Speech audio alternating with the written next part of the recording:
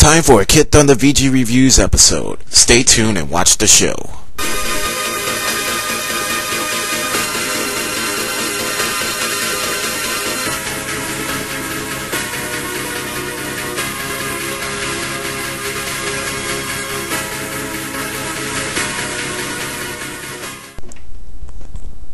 Hello everyone, welcome to another episode of kidThunder VG Reviews.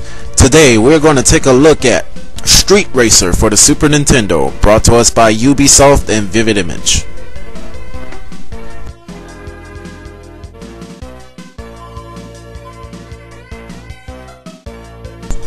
So right now we're actually starting our game, and pretty soon I'm going to have to go into our race and whatnot. So let's see what character I want.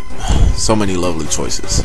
Well, all the characters in the game basically have their own strengths, pros and cons and weaknesses. So that's pretty much it about the characters and whatnot. So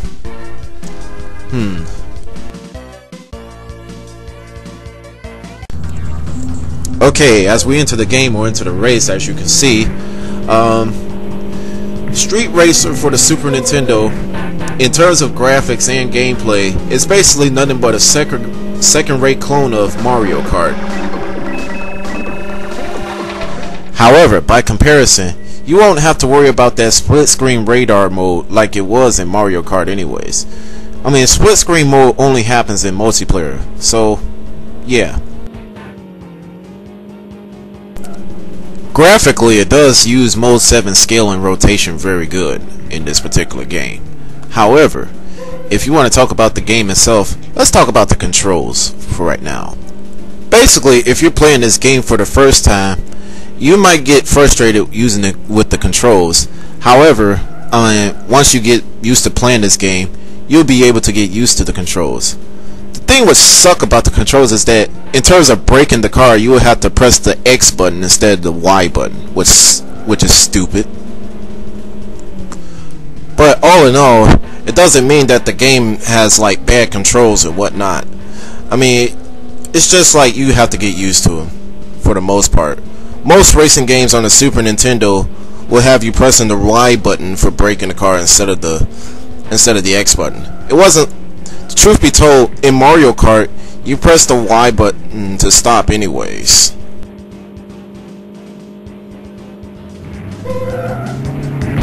But anyways, in the game, you do have a few mini games right here, like the Rumble match, where you can knock your players down, as well as a soccer match where you pretty much playing soccer while you're driving in your car in a stadium and whatnot. And I find that pretty cool because this was well thought out and constructed well before Mario Kart 64 came along.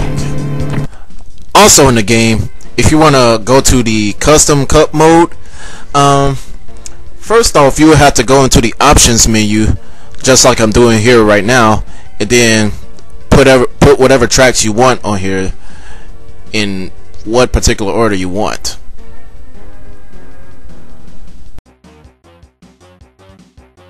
Overall, according to my final verdict, Street Racer for the Super Nintendo is pretty much another sight to be seen, despite the fact that it's basically nothing but a second-rate clone of Mario Kart.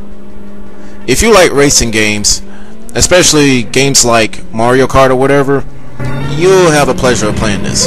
You will not be disappointed. As of now, this is kidThunder out. Take care, everyone.